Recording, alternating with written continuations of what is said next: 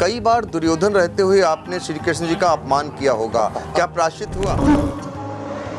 मैं कर्ण के मस्तक धरता हूँ। एक राज्य इस महावीर के, हे हस्तिनापुर के निवासियों, रख दिया कर्ण के सिर पर अपना मुकुट उतार। गूंज अब इस रंग भूमि में अंगराज कर्ण की जय जयकार। इस रण से कैसे मुक्त होऊंगा मैं, कैसे चुकाऊंगा ये दाम? हृदय बीच तुम्हारा स्थान। आओ मित्र, गले लग जाओ, अब तुम ही हो मेरा स्वाभिमान। तो मैं बिलीव करता हूँ कि मैं साक्षात दुर्योधन हूँ और दुर्योधन बिल्कुल सही है। यहाँ कलंकित करना इस और यूं भी बात उस मायावी शकुनी के कपटी पासों की। दुर्योधन के पात्र के लिए मुझे चुना गया और मैं पिछले 40 वर्षों से उस पात्र को जी रहा हूँ। आप क्यों नहीं विचारते? जब ज्येष्ठ जन बुला रहे हों, आपको बड़ा मजा आएगा संवादों का।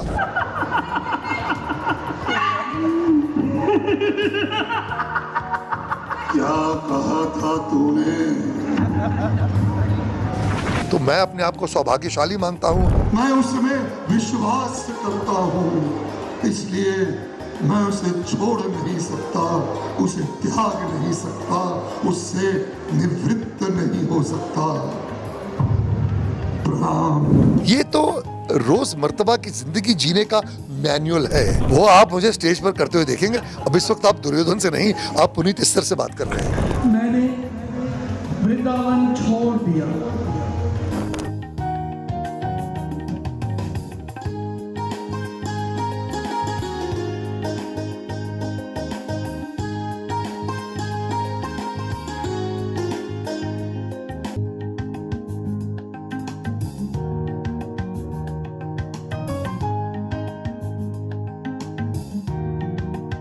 तो बैक स्टेज की टीम है।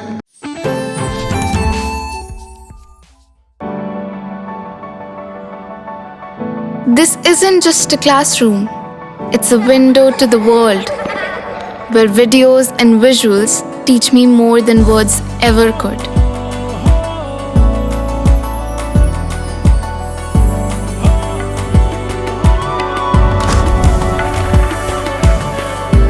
Sinkhania Educational Institute, cultivating knowledge.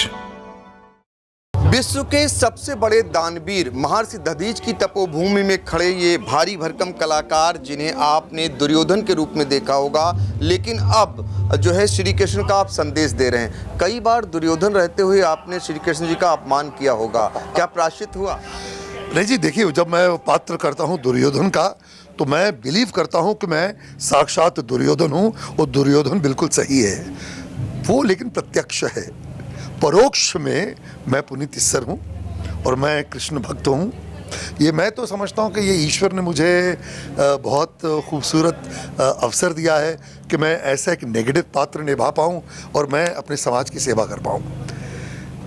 मैं 1988 में हमने महाभारत किया था, उसमें मुझे ईश्वर ने ये अवसर दिया कि मैंने दुर्योधन के पात्र के लिए मुझे चुना गया और मैं पिछले 40 वर्षों से उस पात्र को जी रहा हूँ।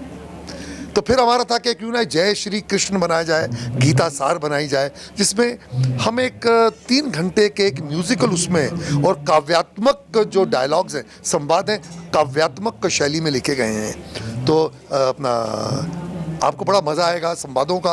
तो इसमें हमने जो है, तो जो टकराव है वो बेसिकली दुर्योधन और भगवान कृष्ण का ही है, वो रहेगा, लेकिन उसमें जो चीज़ें लोगों को पता चलेगी कि क्या हमें करना चाहिए और क्या हमें नहीं करना चाहिए। पुनीत जी, आपका आना पहली बार हुआ है क्या इस तपोभूमि पे? इस पावन धरती पर ऋषि दधीच की ये तो धरती है जहाँ पे उन्होंने दान किया था और जहाँ पे हम ठहरे हैं वो भी कमाल स्थल है। वो तो तपोभूमि है, वेद व्यास जी ने वहाँ पे बैठ के रचना की थी। तो मैं अपने आप को सौभाग्यशाली मानता हूँ। एक तरह से मैं समझता हूँ कि ये शायद ईश्वर ने ये कॉलिंग रही है, मुझे यहाँ बुलाया गया है। पुनीत जी, आज के जो आधुनिक युग है उसमें गीता का सार का जो आप संदेश दे रहे हैं वो युवाओं के लिए कितना महत्वपूर्ण है? बहुत ही महत्वपूर्ण है जी, बहुत ही रिलेटिव है। अगर आप ये शो देखेंगे, ये बेसिकली हम जो बताना चाहते हैं कि Gita for me Gita is not a religious text, ये तो रोज मर्तबा की जिंदगी जीने का मैनुअल है।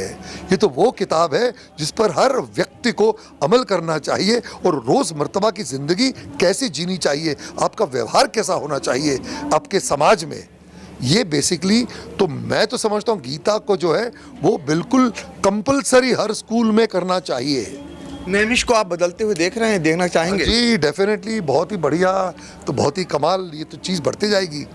बढ़ती जाए। सर पुनीत सर, एक आखिरी में, जो आप महाभारत में जो आप जिस तरीके से हंसी करते थे जी, वो आप मुझे स्टेज पर करते हुए देखेंगे। अब इस वक्त आप दुर्योधन से नहीं, आप पुनीत इस्सर से बात कर रहे हैं। तो देखिए पुनीत इस्सर साहब जो अब गीता का सार यानी जो है श्री कृष्ण जी का संदेश दे रहे हैं। एक तरफ आपने महाभारत में दुर्योधन का रोल देखा था और आज तपोभूमि पर आप जो है गीता सार का संदेश लेकर जाएं और आत्मसात करें, यही संदेश शायद आपका है। देखिएगा, बहुत ही भव्य है, आपके बड़ा मज़ा आएगा आपको। मैं चाहूँगा सब बैठ के पूरा देखिए। बिल्कुल देखेंगे। और सीतापुर से आई इंडिया के लिए कैमरामैन अनुराग पांडे के साथ डॉक्टर पंकज सिंह गौर।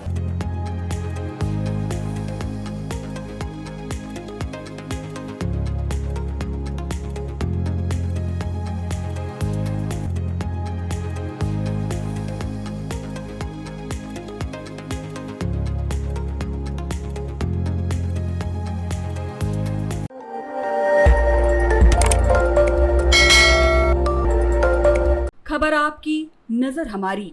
देखते रहिए आई इंडिया।